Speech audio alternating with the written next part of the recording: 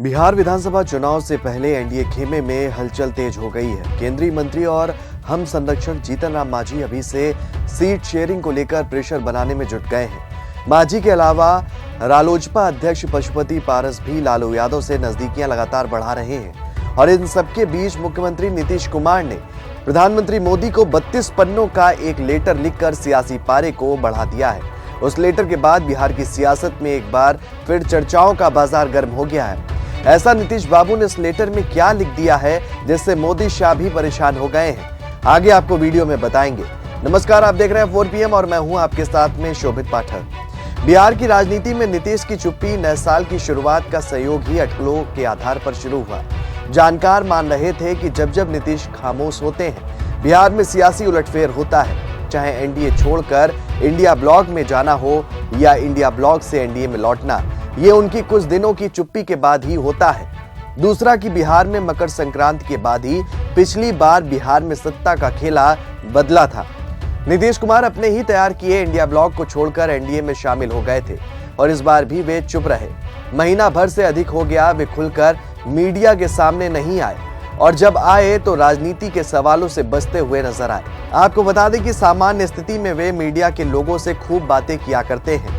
कहा तो ये जा रहा था कि नीतीश कुमार भाजपा से नाराज हैं। उनकी नाराजगी के कारण बताए जाते हैं। पहला ये कि अमित शाह ने अगली बार उन्हें सीएम बनाए जाने के सवाल पर ऐसा बयान दिया कि उनका नाराज होना स्वाभाविक भी था। शाह ने कहा था कि संसदीय बोर्ड सीएम के चेहरे का फैसला करेगा। शाह का बयान इसलिए भी नीतीश कुमार को नागवार लग सकता है कि महाराष्ट्र में एकनाथ शिंदे के साथ जो हुआ उसकी पुनरावृत्ति के आसार बिहार में भी साफ तौर पर नजर आ रहे हैं। वैसे नीतीश कुमार मजे हुए खिलाड़ी हैं। नीतीश की नाराजगी का उनकी चुप्पी के कारण सिर्फ अनुमान भर है। दूसरी, नीतीश कुमार की नाराजगी को लोग इसलिए भी महसूस कर रहे हैं कि उन्होंने दिल्ली की यात्रा की और भूतपूर्व पीएम मनमोहन सिंह के परिजनों से मिलकर उन्हें सांत्वना भी दी, लेकिन भाजपा नेताओं से बिना मिले वे एक दिन पहले ही दिल्ली से वापस लौट आए।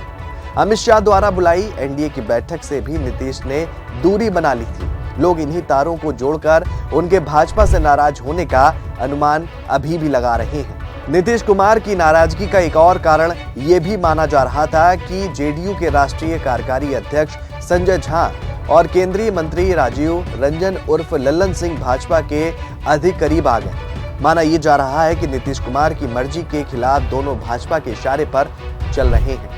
अगर ऐसा है तो नीतीश कुमार का नाराज होना भी स्वाभाविक है। उनका मुंह एक बार जल चुका है। जब आरसीपी सिंह भी जेडीयू के राष्ट्रीय अध्यक्ष रहते हुए राज्यसभा गए थे, तब नरेंद्र मोदी मंत्रिमंडल में वे मंत्री बने तो भाजपा की भाषा बोलने लगे थे। बाद में नीतीश ने उन्हें जेडीयू से निकाल कर ही दम लिया था और उसी तरह का खतरा नीतीश के सामने फिर से पैदा हो गया। कहा तो ये भी जा रहा था कि नीतीश ने नाराजगी में अगर एनडीए से अलग होने का फैसला किया तो जेडीयू ही टूट जाएगी।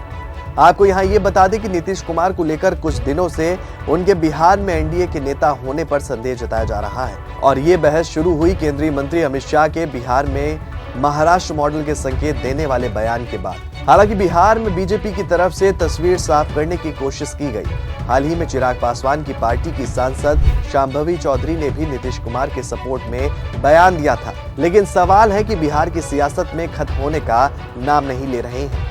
कुछ दिनों पहले नीतीश कुमार के भूलने की आदत की भी चर्चा हो रही थी और आरजेडी नेता तेजस्वी यादव ने नीतीश कुमार को तरह तरह से घेरा भी था। तो क्या नीतीश कुमार भोज का समय भूल जाने का कारण चिराग पासवान के यहाँ जल्दी पहुंच गए? ये तो वही जान सकते हैं। लेकिन नीतीश कुमार के इस कदम का जो असर हुआ वो यही हुआ कि ये सब यूं ही नहीं हुआ। ये भी नीतीश कुमार की राजनीतिक चालों में से एक कदम है, क्योंकि लाइमलाइट में तो नीतीश कुमार ही हैं और फजीहत तो चिराग पासवान की हुई है। मकर संक्रांति के पहले से ही लालू यादव की तरफ से नीतीश कुमार की तरफ चारा फेंका जा रहा था। नरम रुख तो तेजस्वी यादव भी अपनाए रहते हैं, लेकिन मीसा भारती और तेज प्रताप यादव भी नीतीश कुमार और लालू यादव के भाई जैसे रिश्ते की दुहाई देते हुए दरवाजा खुला होने की बात दोहरा रहे हैं। बता दें कि नीतीश कुमार के लिए दरवाजा खुला होने की बात लालू यादव ने ही शुरू की थी। कुछ दिनों तक नीतीश कुमार के फिर से पाला बदल लेने के कयास भी लगाए जा रहे थे, क्योंकि अमित शाह के बयान के बाद नीतीश कुमार ने चुप्पी साध ली थी। ये तो हुई नीतीश कुमार की नाराजगी की बात। अब हम उस लेटर की बात आपसे साझा करेंगे जो इस वक्त बिहार की सियासत में चर्चा का कारण बनी हुई है। बता दें कि मुख्यमंत्री नीतीश कुमार ने प्रधानमंत्री मोदी को 32 पन्नों का एक लेटर लिखकर सियासी पारे को चढ़ा दिया है। हालांकि सीएम ने अपने लेटर में बिहार के विकास के लिए केंद्र सरकार से मदद मांगी है। जानकारी के मुताबिक मुख्यमंत्री ने राज्य के बुनियादी ढांचे और विकास परियोजनाओं के लिए केंद्र से और ज्यादा आर्थिक मदद मांगी है। बिहार सरकार ने अपने लेटर में बाढ़ नियंत्रण और जल निकासी पर खास जोर देते हुए केंद्र सरकार का इस विषय पर ध्यान खींचा है। साथ ही प्रदेश में हवाई अड्डों के विकास और सौर ऊर्जा परियोजनाओं पर भी जोर दिया है। नीतीश कुमार के नेतृत्व में एनडीए सरकार का मानना है कि इन परियोजनाओं से राज्य का विकास होगा और लोगों को रोजगार भी मिल सकता है। जानकारों का कहना है कि बीजेपी नेता और डिप्टी सीएम सम्राट चौधरी ने भी इस पत्र का समर्थन कर दिया है। उन्होंने कहा कि बिहार के 26 जिलों में जल निकासी की बेहतर व्यवस्था के लिए अतिरिक्त पुलों और पुलियों की आवश्यकता है। उत्तर बिहार में हर साल आने वाली बाढ़ एक बड़ी समस्या अभी भी बनी हुई है और इसके समाधान के लिए नेपाल सरकार के साथ सहयोग करके ऊंचे बांध बनाने की योजना भी है। इससे गंडक, कोसी और कमला नदियों में आने वाली बाढ़ को रोका जा सकेगा। उन्होंने बताया है कि बाढ़ नियंत्रण के लिए बिहार सरकार ने केंद्र से 13,000 करोड़ रुपए मांगे हैं। इसके अलावा राज्य सरकार ने अतिरिक्त उधार की सीमा बढ़ाने की भी मांग की है। ऐसे समय में ये लेटर नीतीश की तरफ से लिखा गया है जब इन बातों को लेकर चर्चाओं का बाजार गर्म है कि नीतीश कुमार बीजेपी महकमे से नाराज हैं।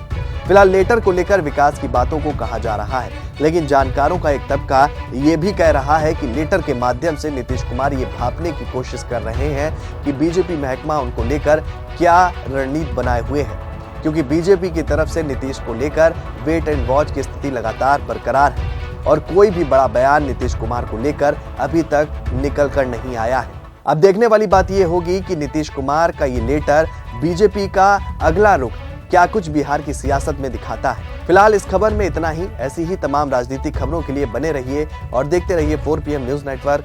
धन्यवाद।